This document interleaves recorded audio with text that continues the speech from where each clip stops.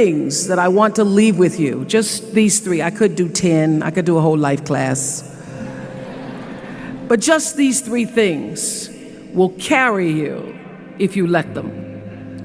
First and foremost, knowing who you are. Knowing who you are. Being able to answer this question, who am I? And what do I want? You know, many times when I go out of the country, I am baffled by that question. To explain what is your occupation. I've stood there for 10 minutes. Well, am I a talk show host? Well, I'm more than a talk show host. Am I a businesswoman? I'm a businesswoman. I'm more than a businesswoman. Am I an entrepreneur? I'm more than an entrepreneur. So I just leave it blank or self-employed. So I'm not asking for the roles that you play as daughters. I'm not asking that question. What are the roles that you play as a daughter, as a friend, as a sister? You're going to be a lawyer, you're going to teach, you're going to be a pharmacist. I'm asking the bigger question of who am I? Who am I really? My answer is I am God's child. I am that which is born of all that is.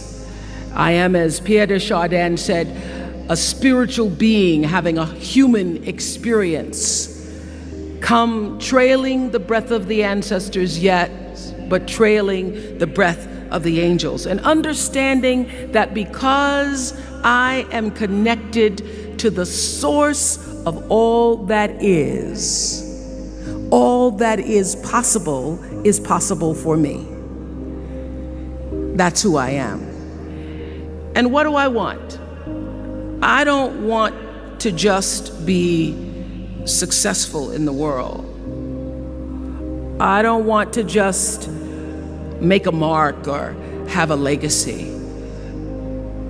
The answer to that question for me is I want to fulfill the highest, truest expression of myself as a human being.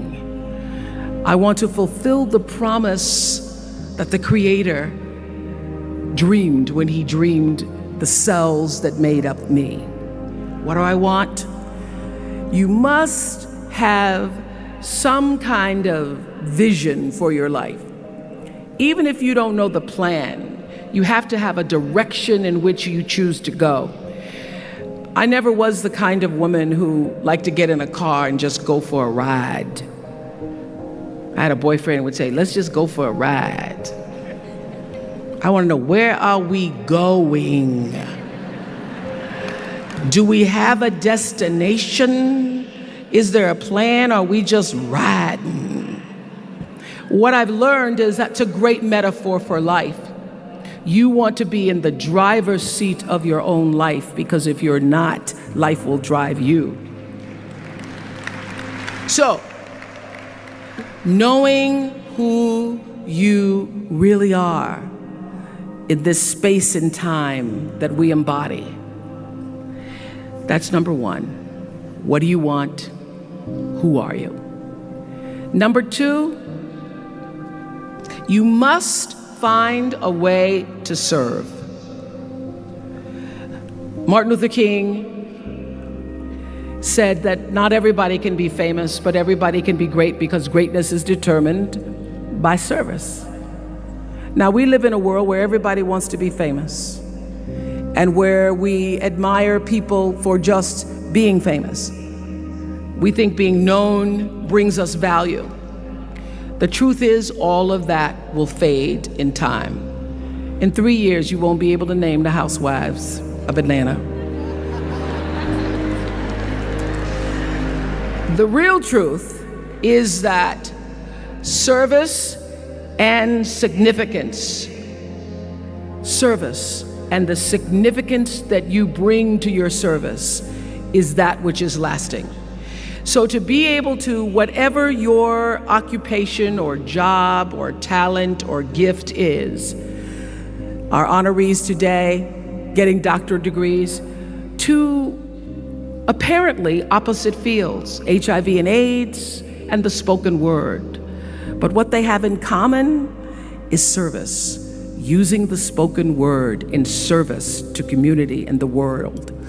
Using your knowledge and information about HIV and AIDS and medicine in service to the world. And if you look at all the most successful people in the world, whether they know it or not, they have that paradigm of service. Everybody's talking about Mark Zuckerberg and the IPO. Service. Jay-Z rapping. Service. Through the word, to people, through song. For many years, I was really just happy to be on TV, and people would stop and say, "Oh, you on TV?" "Yeah, I'm on TV. I like being on TV. It's a nice job." And it was about the time that I received my honorary doctorate from